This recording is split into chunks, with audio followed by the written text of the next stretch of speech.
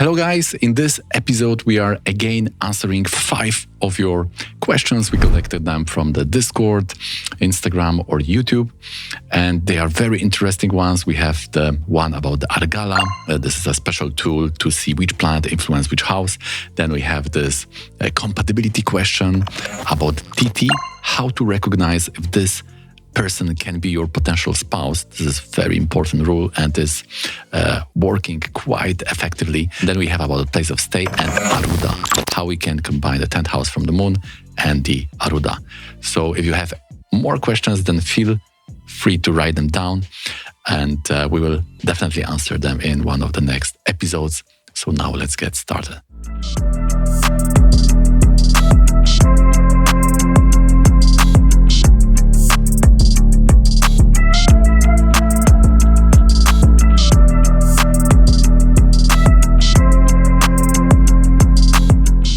First question is from Astrology. Your opinion about the relocation and prosperity, digbala from Arudha and other principles. So first, let's go to those terms, what they mean, and without that, we will not know what we are really talking about. Arudha is the special point in the chart which shows our position in the society, and this is basically calculated based on the ascendant lord. For example, working in an entertainment sector require that somehow we will have Venus related to your Arudha lagna. It is a very useful and handy principle because it enables us to categorize first to which color or sector or group you belong to. And then if you have that, it is much easier to now choose what exact function you will be doing within that sector. Based on that beautiful tool, we are excluding a lot of options. So this is making the whole method quite easier. Calculate your Arudha. You need to count the distance from ascendant to lord of the ascendant and then take the same distance. If the lagna lord is in second house, your Arudha will be in the third because first you have from ascendant to ascendant lord, you have 2 houses and then count 2 from that second house. So you will arrive at the third house. Then we have one exception because first and seventh are houses of Satya or true, and Arudha has to do with the Maya or Chandra, which is showing our, we could say, temporary living in the society. It's not eternal. Therefore, if it arrives at that axis of first and seventh, then just count 10 from that position. For example, if lagna lord is in 7, then normally we would go back to first house, but it cannot stay in first, so count 10. 10 from first is in 10th itself. Therefore, if the ascendant lord is in the 7th house, then your Arudha will fall in the 10th house. Now about the planet in directional strand, or in Sanskrit we call it digbala. This is giving the blessings of that devata, and this influences very much your part of the brain or intelligence. So if you have that, you will start thinking like that devata, and those blessings will be related to houses lorded by this planet. And there are different directions from which you can count the digbala. It can be from your ascendant or lagna, and then it will show the intellectual direction, but if you're counting from Arudha, it can show the physical, where you will be. There is also partial directional strength in the 2nd and 12th from that house, when normally you would expect to have the digbala. For example, Mercury and Jupiter, they have digbala in 1st house, so they have some partial digbala in 2nd and 12th. So these are the Drig devatas, the digbala, this special, we could say, gods of this karmic 10 direction, and if you are praying to them, if you are doing their mantra, then they give you a Raja Yoga and can bless you with the success. And as we said, this planet will give the specific, unique way of thinking, and is also having a lot of Vishnu blessing because it's in Kendra, and therefore it gives you the power of sustenance. So all these calculations are based on the tattva, Jupiter and Mercury, which are in the tattva, or the element, the primary element of ether and earth. They have the digbala, directional strength, in the ascendant. So they are strong if they are in the ascendant. And as we said, they will have some partial strength in 2nd or 12th. Now, Venus and the Moon, the watery planet, they are in the group of water. They are having strength in the 4th house. 7th house is the another Kendra related to the air, will of course give blessing to the planets in the air, which is Saturn.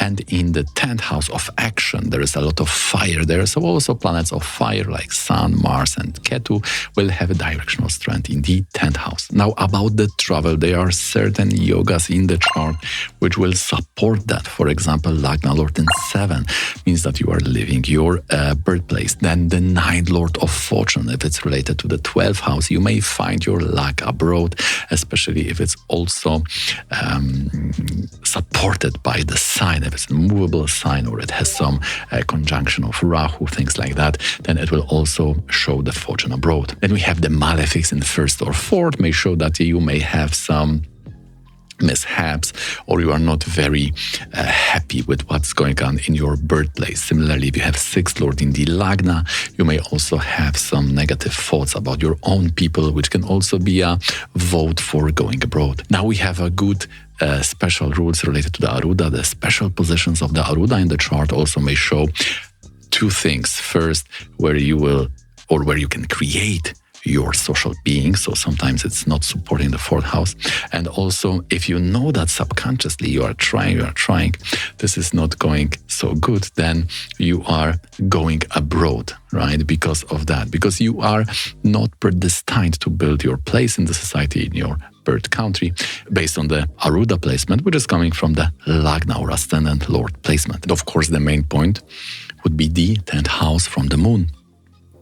And if that lord is in the fixed sign or it's in the dual sign, then usually we say that person is working abroad because the source of earning or income is usually the primary inspiration to move. And if it's in the chara or movable in Rashi or in the Navamsha, then it will show that one is going abroad. So you need to see which planet is taking you abroad. And also, if you will find that graha, then also this can be helpful in the timing. One interesting point, according to Sharavali, the Mars, if it loads the 10th house, it's automatically giving that point to move abroad. You also need to pay attention to the houses. If this lord is related to the 12th or to the Badaka, especially then, this will also support going abroad. The chart, the special chart to confirm all that is the D4, the chart of properties and also of stay. And in that chart, we also need to pay attention to the 12th house. Now, if you have found this, then the digbala from Arudha, because that is finally the question here. We made a big introduction, but I hope it was helpful to bring that context that the Arudha, digbala, or the directional strength counted from Arudha. For example, if Jupiter and Mercury are in the Arudha, they have directional strength because they have this digbala in the 1st house. If you have Saturn in the 7th from Arudha, then we can say that Saturn is having this directional strength. Similarly, Sun, Mars, and Ketu in 10th from the Arudha. And this is more showing which direction in that country, or I've heard even the city, will bring you prosperity. So if you have already found it will be abroad and which direction based on the 10th house from moon, then you can apply this Arudha principle to see which place or which part, that is good word, which part of the country or city will be very favorable for you. So this is how we use it with the clients, and it works very effectively. Even with the timings, it works very good. Now we have again question from Astrology about compatibility and the Tithi, how to connect the Tithi of a partner. Pandit Sanjay Rath was also teaching that openly, so we can also share this here on the YouTube. So basically we say that the compatibility has two vital categories. One is karmic and the second is psychological connection. So karmically, you can use the prashna to see if these two people have karma to be together. You can also see the Tithi connection, the Upapada, even the name and the moon sign, the ascendant sign with the Upapada. So how to connect the Tithi? Usually we say that the Tithi of the partner of your future spouse will have some connection to your 9th house. But that is only for the first marriage. For the second, we are seeing the 10th house, for the third, 11th house, and so on. So if that person is not having any connection, this could be also through dispositor or through planet joining and so on. So you need to be careful not to exclude too soon. And if there is a yoga of that planet, then there is possibility that this person will be your future spouse. Because as was observed, people who marry, they have this connection. So that is the beautiful thing of the research. We are getting those generational research shared by the gurus, and then we can use it in our own charts. Similarly, we have found the connection that the upapada of person will have connection to the ascendant of your future spouse. And of course, for that, you also need to go through the hardships of calculating the actual upapada, because you may have 2 marriages, 3 marriages. And what is the marriage? That is also the question, which makes that whole calculation a little bit challenging. But if you found where is your upapada, then you can say which ascendant is possible. So now you have ascendant or groups of ascendant and the tithi of your future partner. There are a few other more advanced things like name the moon sign and other things which are also working systematically with the charts. So based on that, we can decide what is the chances of marrying this or that person. So this has twofold function. First of all, it gives us information what is the chance of you marrying that specific person. And secondly, we can also rectify the chart or find on which partnership you are now. Astrology was also asking about other compatibility function and the main important thing. So all of us know the popular Indian Ashtakuta. That was very traditional aspect, and some of these points we are also analyzing. They have some context, they are important in some situations, but they were very much family-centered. So if you are living in the time and place where the family is not so important, then other things which are taught by the parampara are important. One of them will be definitely the lagna and lagna lord ascendant. If you want to learn that, then I invite you to my course when you are going through those compatibility points. Now, Finokemina is asking about the Chaturdashi, Amavasya, and the Pratipat, so which are the 14, the full moon or new moon, and the first day of increasing moon, the Shukla Paksha. These are very interesting and exciting tithis to learn because they are on that extreme. So this is part of the Panchanga, which is related to 5 elements. This level of analysis is normally done before we are looking at the position of planets in the chart. So we are looking at what is your vara, what is your tithi, and there are many, many complex rules which will help you to direct your gaze where you should look at the chart to find what is really substantial, really important for that specific chart based on the Panchanga itself. And this is like dividing our whole life into the elements, right? We have some water in us, the fire. So these are very primary karma divisions, but therefore are very important, because if something is blocked on that primer part, then it may be hard to bring the life to the whatever yogas have in the chart. For example, if you have no energy, which is shown by Vara, then it is hard to build that whole throne or Raja Yoga or success you have promised by the position of the lordships in your chart. Vara is also important for health. So we are also seeing how this fire, how this energy is bringing these resources to, for example, your Lagna Lord, which then is activating it and bringing your direction, bringing your longevity and things like that. Tithi is very much important about the culture. What is our emotion when we are dealing with other people? So the whole relationships will be very much controlled by the Tithi. This, interestingly, also even can give us information about the future spouse, if he will be a foreigner or if he will come from the foreign places, things like that can also be signaled by the Tithi position, or rather the Titesha position, the Lord of the Tithi. Because each Tithi, there are 15 of them in the Shukla and the Krishna Paksha, and the increasing and the decreasing phases of moon, because this is the lunar day, this is the essence of the Tithi. All of them have the lords, right? So many people are excited, oh, I was born on that specific Tithi, and they are trying to get some descriptive, flowery interpretation based on that, just like we do with the nakshatra. But what is more important, because it will be more individual for you, is if you will take that lord of that Tithi, there will be some planet.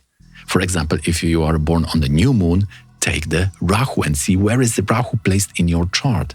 That will be more accurate description what that Tithi is doing for you. Similarly, for the full moon, we are taking the Saturn placement. If you are born on the 14th day, the Chaturdashi, see where is your Venus placed in the chart. And for the Tithi calculation, we are excluding the Ketu, because Ketu is the desire. Tithi is very much related with the emotion, also desires, just like in the Chara Karaka scheme, right? Remember the Atma Karaka, Amatya Karaka, this special hierarchy based on the degree advancement of the planet. If your planet has the highest degrees, it is the Atma Karaka. In that scheme, also, we are not having Ketu. There are only 8 Chara Karakas.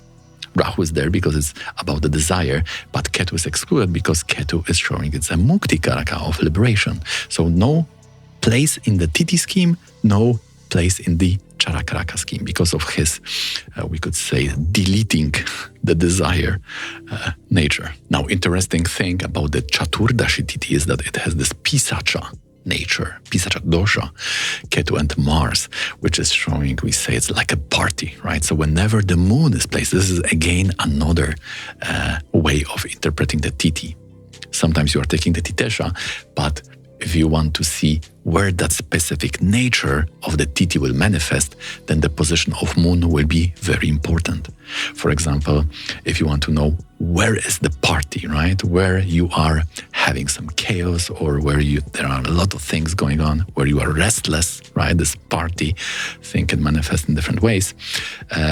This will be based on the position of the moon. If moon is in lagna, then it's all about you, about your decisions, about your personality and things like that. If it's in the 7th house, then the party is happening there in your relationship, in the marriage. If you were born in that Chaturdashi Tithi, what is fantastic, we are automatically getting the remedy for that, and remedy for Chaturdashi is Shiva. So if you are doing Shiva mantra like Om Namah Shivaya or other specific mantra to your position of your chart, then you can also have the tool in your hands which will reduce this challenge if you feel it as it's somehow blocking your otherwise nice things in that house. Now they say that the Purnima, the full moon, is the best time from the Muhurta perspective, right? Best time for spirituality. Therefore we are having the Guru Purnima when we are worshipping our teachers, right? Thank you, gratitude to my teacher. And then we have this Amavasya, which said best time for party, the new moon. And these are these two extremes. The Purnima has a lot of blessings, like it brings the respect for people and for communities, which is very nice. We say that the full moon also is like Jupiter. So if you have full moon, you have 2 Jupiters in the chart. I have also found that we are quite sensitive on that extreme lunar days on the Purnima and the Amavasya, full and new moon. So depending what's going on in your life, if everything is fine, you may not even sense this, right? But if you have some vulnerable time, then those full and new moons, these emotions can be extreme, and in this part of time you may be more vulnerable, you may be more anxious, and it's good to trace in which days of the month these full and new moons are coming, because then it gives you maybe more control, more understanding, and at least you will feel that there is some cause for all what is happening inside you and also therefore outside in your life. The Shukla Pratipat here, if we are going by the story of Chandra kidnapping the Tara, then there is this regret, right? There we have this regret, and this may also show some financial challenges. So there is also a remedy for that. We can worship Vishnu to alleviate those problems related to this effects of the Pratipat. The next question is, any tip how to interpret the Argala? So this is interesting. Argala means intervention, or it's like bolt, which is keeping the doors together. And it is showing how one house is all the time influence the other houses. This is very good to understand the dynamic in the chart, because you can see how one planet can block or unblock the other, and you can use this dynamic in the dasha but also in the static point. So for example, if you have Mahadasha and Antardasha, you see that one planet was badly placed from Mahadasha, so we can see which planet will give this relief, which one will unblock the former Argala, right? So you have the planets on both sides of that axis. For example, we know that the Titesha, we should analyze from the 4th house. So if you are Titesha, Lord of the Tithi, let's say you were born on Navami, and you have Sun in the 5th house, then you need to judge this from the 4th house, because the 4th house is we say, the fortress of the Tithi, is where the water is coming from, because it's the Jala Tattva, the Cancer. Rashi is there. So if you have Titesha in the 5th house, see if it's blocked by any planets in the third house. If you will find that planet, then you can also use the dasha, and you will know that in that time, this tithi can be blocked, and how it can manifest in some challenges in the relationship. It can even give divorce. It can make you not interacting, because the tithi is the culture, interaction, emotion. So this will not be there. Why? There may be different reasons. You can then open in Navamsha or see from Upapada, or use whatever you can to understand why. But at least on this level, you will know that the emotion somehow is blocked. We also see that the bandhana is also related very much to Argala. For example, many Shastras are saying that if you have an equal number of planets in 5th and 9th, you may be jailed, right? Because there is no way to quit. It's like dilemma. It's like some sort of tragic situation when you cannot move. Right? Here you have planet blocking, and in the other house also there is no way out. And this is working also quite effectively. There are few yogas for being jailed, but I have also noticed that this is very often coming up in the chart of people who are somehow ending up in jail. The equal planets in the 5th and 9th. So the main Argala is 2nd, 4th, and 11th, and also see planets which are in the Viroda Argala, who are counteracting that Argala. So for 2nd, planets in 12 will block that Argala or intervention from the 2nd house. If you have planets in 4th, giving natural Argala to the ascendant, then the planets in 10th will block it. And then if you have Argala in 11th, so your desires, right? Everything is going by desires. They are indirectly influencing your ascendant.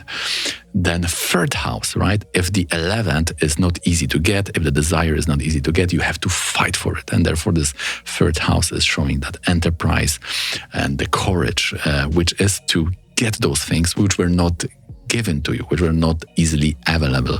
Therefore this 3rd house energy, we already discussed that in the last video. It has this martial, this going from the bottom to the top, this nature, this warrior. We could also look at this as being coming from this denial, right, from the 11th house. The gain was not there, so you have to fight for it. In the book Crux of Vedic Astrology, Timing of Events by Pandit Sanjay Rath, I always recommend this book to my students. There also we can observe how Sanjayji is using the Argala for timing. For example, Mahadasha planet having Argala on a lagna or lagna lord in the Varga is opening that Varga. So for example, if it happens in Saptamsha, if the Mahadasha planet is having Argala on the lagna or lagnesha in the chart of children in that period, for example, Ketu or Mars has 7 years, you will have a child. So also there are traditional rules to use Argala in the timing. I'm using this very much to understand the dynamics. Sometimes you have something blocked in one period and then you are waiting for the Antardasha of planet, which is unblocking that what was blocked. So that is, I would say, the most useful way to use the Argala. There is, of course, much more about the degrees, about the secondary Argalas and things like that. And but I think for the basic understanding where it is and how people are using that is already a good foundation. Next question is from Dream S&P. How to understand the 10th Lord of Navamsha, Mars exalted in the 7th in Maranakarkastana?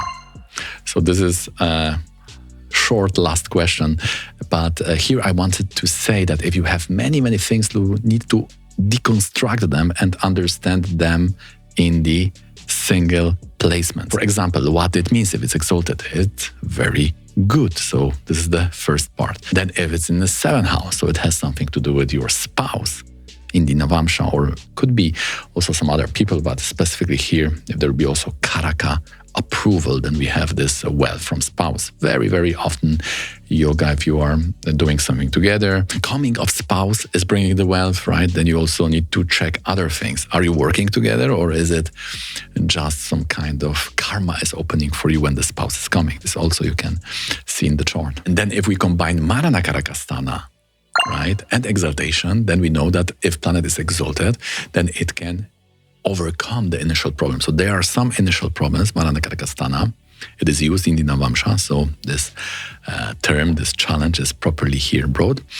And exaltation may solve this issue. So you need to then sum it up in the prediction. And now what I repeat as a mantra to my students, that you cannot base the prediction on one thing. Even on that one level, there can be other modifiers. It could be Nicha Manga, it could be aspect, beneficial aspect, or planets in the second 12. It could be strand in the Navamsha, which will completely change the prediction. But what's more important, the other levels will also have to confirm, especially the Karaka and the Varga. So if the whatever is shown by the Lord is not supported by the Karaka and the Varga related to whatever is there, then we can say, and then we can predict that whatever this shows, this level is showing, the initial level of analysis is showing, is concerning something else. Okay, guys, so I think that will do for today. I hope it fills some of your blanks. Please don't forget to hit that thumbs up and subscribe for this channel so others also can benefit from it and you will not miss any future videos. Join our Discord community, consider joining the course, and for personal consultation, hit me up with this email here and we can schedule one for you, and we are analyzing your health, relationship, career, and whatever concerns you have. And if you are still hungry for more Jyotish videos, then please consider watching this one.